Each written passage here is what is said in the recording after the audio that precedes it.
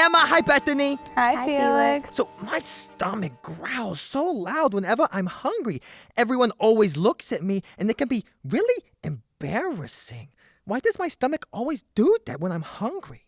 Well, Felix, when you eat food, it goes down your digestive tract, and the muscles inside squeeze your food all the way down. Oh. But when there's no food in there, the air and the gas bubbles can make it sound like it's growling. Oh.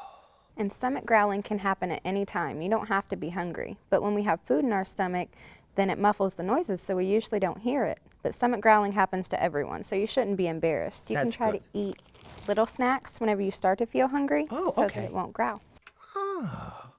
Well, thank you guys. Now I won't be so embarrassed. You know what else might help my growling tummy? What's that? A kiss, Emma.